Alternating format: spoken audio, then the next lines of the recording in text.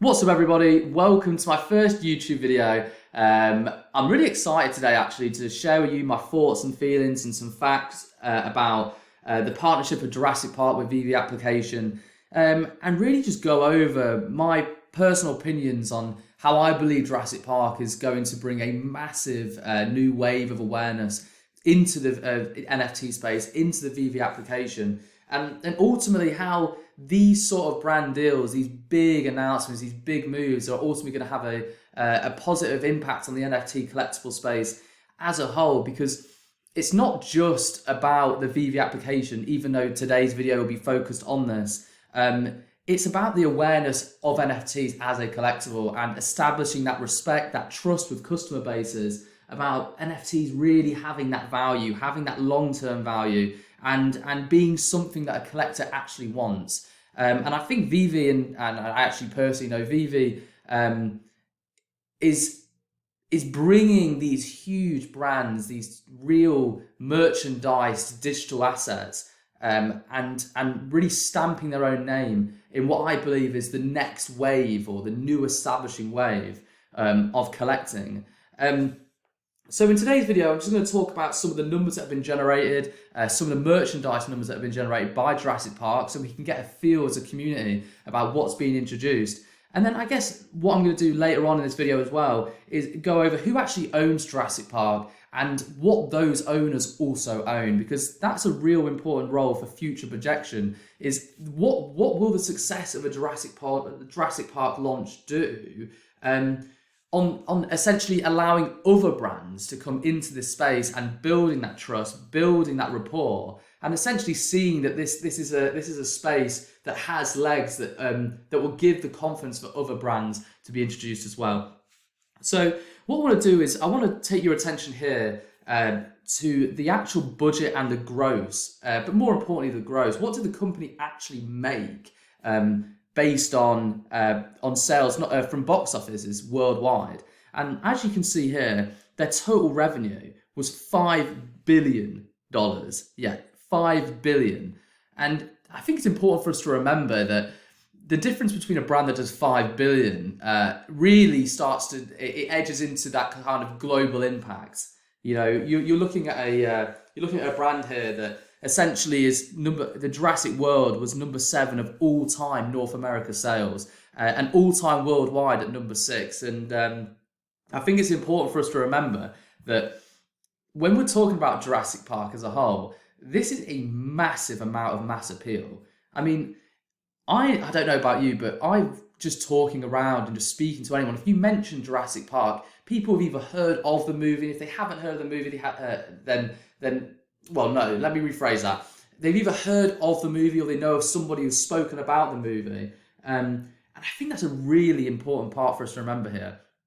When you have a brand recognition of that kind of scale, you actually naturally incorporate what I would consider sort of mega fans, people that are truly passionate about a Jurassic Park, that go on to collect, that go on to buy their merchandise, that see the value not just in the actual product itself, but see the value in them owning something that's created by the brand themselves. And that's really important for us to remember here, that it's actually Jurassic Park that's being introduced into NFTs, into the VEVE application. This isn't just a knockoff NFT. This isn't just a knockoff product. This is real. This is tangible. And in the collecting space, this is incredibly important. And when looking at the numbers they've produced, it goes without saying that the amount of impact this brand has had over time on the planet, on the world, really can't be undermined, because $5 billion in sales is a humongous amount.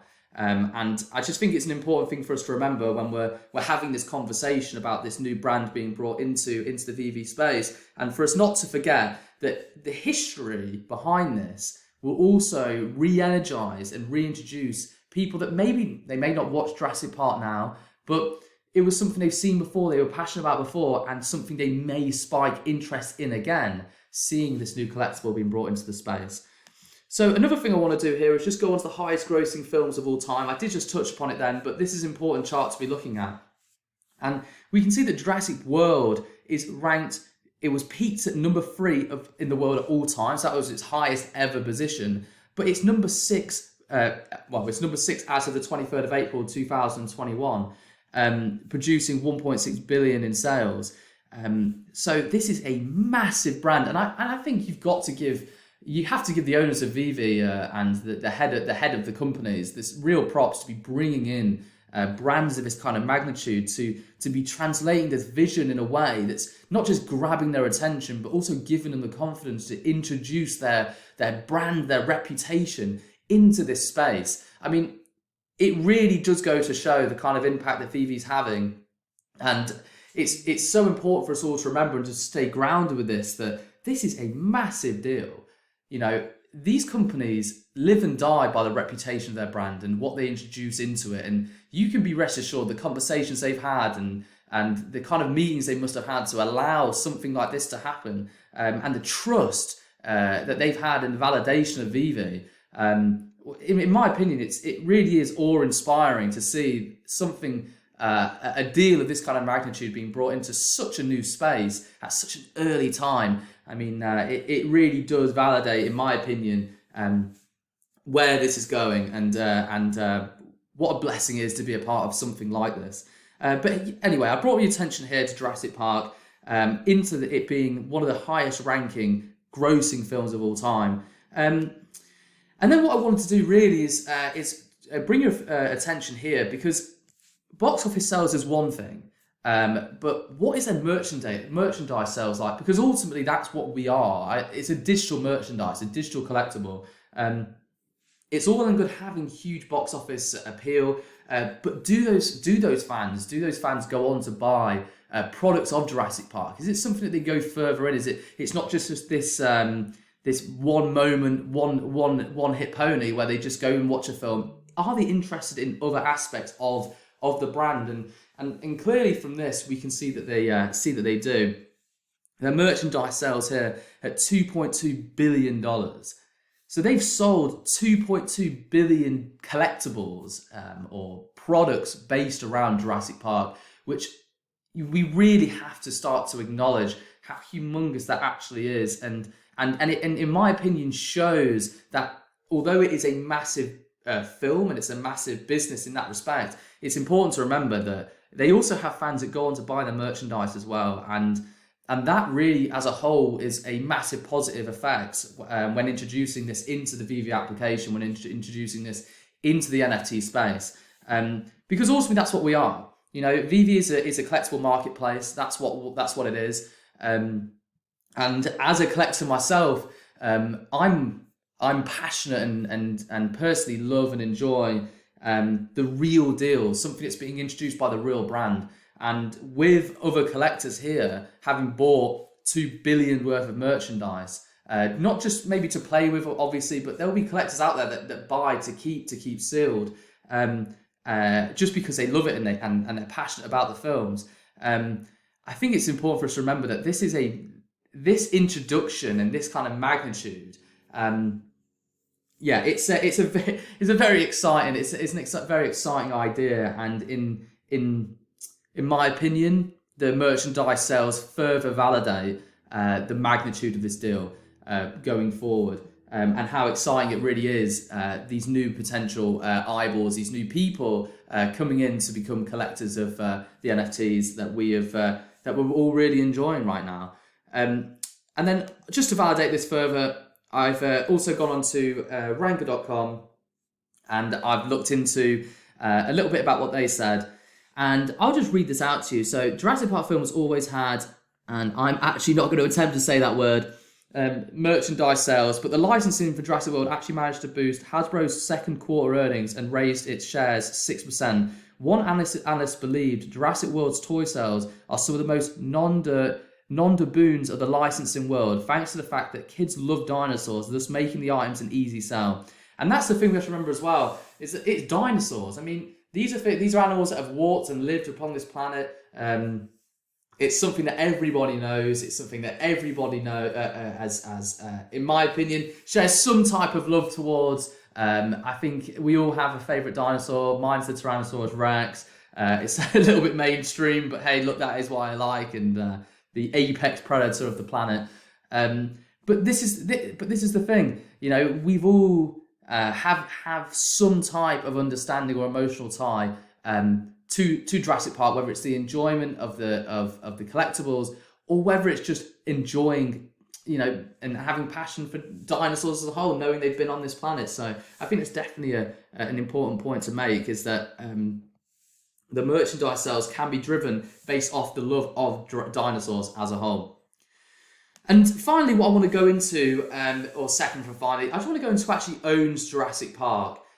So the owner of Jurassic Park is Universal Pictures, and when doing some more research, I found it really interesting to see that also DreamWorks Animation is owned by Universal as well. And this could, in some theory, and this is just theoretical, so everything I'm saying right now is theoretical. This is not something that's been announced, but it's important for us to maybe keep in mind when looking at future projected growth and what the success of a launch like this could actually do in terms of introducing new brands into the space. You know, they're actually own DreamWorks Animation, and when I did a little bit of research into DreamWorks, I'm just going to touch upon this now. I'm not going to go into too much detail. You can actually see here as I scroll through some real recognizable names: Chicken Run, Shrek.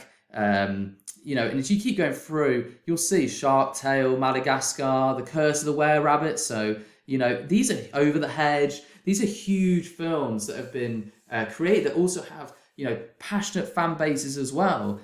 So it's important for us to remember that the success of this could allow Universal or allow these other brands to gain confidence from this launch, to then introduce their own brands and their own and more collectibles and more faces, more well-known faces into this space, as this snowball effect happens and this trust aspect happens and collectors come into the space, and this newfound this newfound era of NFT collectibles starts to mature. I think we'll really start to see that brand confidence coming into play, and these other big companies bringing their NFTs into space, and knowing that Universal owns DreamWorks, it gives us maybe a potential idea of what's in the future and what might come based off the successful launch of Jurassic Park. So I hope you've really enjoyed this video. I know it's a little bit long, but I think it's important for us to take the time to gain our knowledge, to get an appreciation for what's actually going on, to see that, you know, we are very fortunate to be at this time in this space at the time that we're in it. We're very early on, and I'm personally really excited to be bringing more videos to you like this, breaking down some of the brands, breaking down some of the news, and really helping you guys understand, maybe from a different perspective, what the impact of this could have. So yeah, thank you for watching my video. I appreciate you being here, and I'll see you in the next one.